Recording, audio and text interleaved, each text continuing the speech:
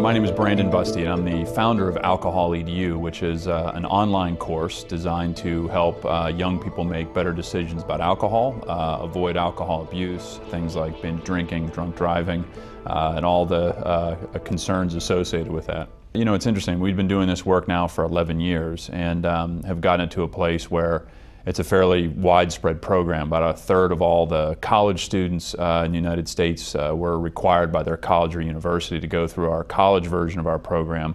And now hundreds of high schools across the country have been adopting it. But as you know, this has been an issue that's been around for a long time. Worries about underage drinking, abusive drinking, drunk driving, sexual assaults that are involved, linked with this issue. Different kind of learners today, right? You know, there's digital media is everywhere, the internet. I mean, these tools in some cases are a little problematic, right? Parents worry about overexposure, but in another way of thinking about it, they're an incredible opportunity to take education to people who've never had it, to take it in specialized ways. And so, the other interesting tone that we've struck with the program is that we treat young adults, students, as capable of making their own decisions, right? So, even though they're at different stages developmentally, I think we kind of give them the benefit of the doubt as kind of the starting pole position, if you will, around the fact that they can and should be making these decisions on their own. The other tone that we strike is a non-opinionated and science-based tone. So we're very clear about what the law says and what the consequences are around those things, but the important factors that really get inside the heads of young adults are how alcohol, for example, affects their learning and memory, which for people under the ages of 25, it's a much more powerful and negative effect than people over the age of 25.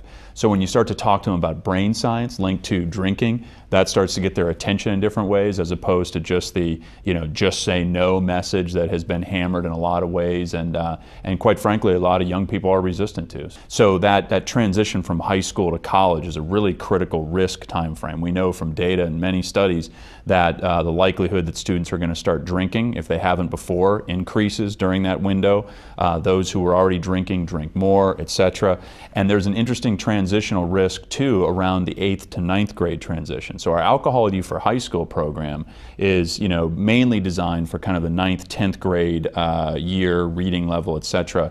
But around that transition time of going from what is traditionally a middle school environment in 8th grade to the high school environment in 9th grade, same thing. We see data that there is usually a significant uptick in drinking, those students who start drinking for the first time in 9th grade. So we've tried to target the educational program at the time frames where we know there's the greatest risk or likelihood that students are going to begin experimenting or abusing alcohol. This rite of passage thing is a big deal, and the only good news I can say about it is that we now have evidence from several studies, including a federal government study that was conducted on Alcohol EDU, that it has been proven effective in reducing things like binge drinking, drunk driving, alcohol-related sexual assaults, which is really a big deal. It's not a silver bullet, but these have been statistically significant reductions in some of the most important things we've been concerned about.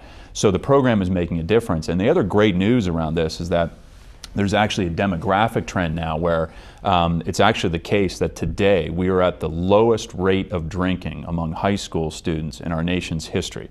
We've only been measuring this for about 35 years, right? So that's the time frame. But in that 35-year period, we are at the lowest level of high school drinking that we've ever measured. So the good news is, that social pressure thing may be ebbing and flowing with a different kind of student demographic.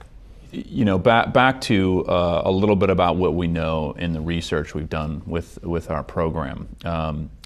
What's interesting about this is that when studies have been conducted on its effectiveness, there have been high schools that have rolled it out and essentially gotten all their students to go through it. They've essentially done what we would call a population level rollout. All the students in 9th grade took it as part of a health education class or things like that.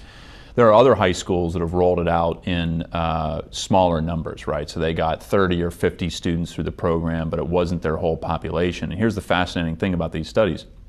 It was found effective for the individual students who took it in both cases, right? A high school who had all the students take it and a high school who only had a few.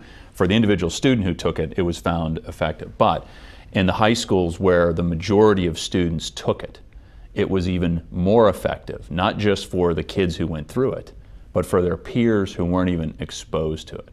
So it was a little bit of a population level effect, almost like a tipping point effect, right? Where if enough students are exposed to the program, simple things happen. They randomly have conversations with one another about something they've learned. Even if it's making fun of something in the course, right? It's a conversation that stimulates some additional thinking about it. So, you know, what I want to say is that, you know, the public health approach here really works. So the exciting opportunity with Oklahoma adopting this at a state level is that first, we want to make sure high schools adopt it wholesale, get as many students through it as possible. But the effect of it is, I think, going to be an important one, not just for the high schools that adopt it, but if enough high schools in the state do it, this is going to have an effect on students who are never even touched by the actual course, which is a really, really cool concept. You know, just, you know, the whole idea of thinking about something after you've read it, I mean, those are all, you know, really helpful steps. So, so that's, I think, what we're most excited about, to see this impact across the state. And you know, what it requires is high schools signing on board. So for the principals out there, the superintendents, the teachers who are hearing this message, all it takes is, you know, contacting the state and you know, getting some information on the program. There's no cost, and you know, nothing to lose here. So definitely do it.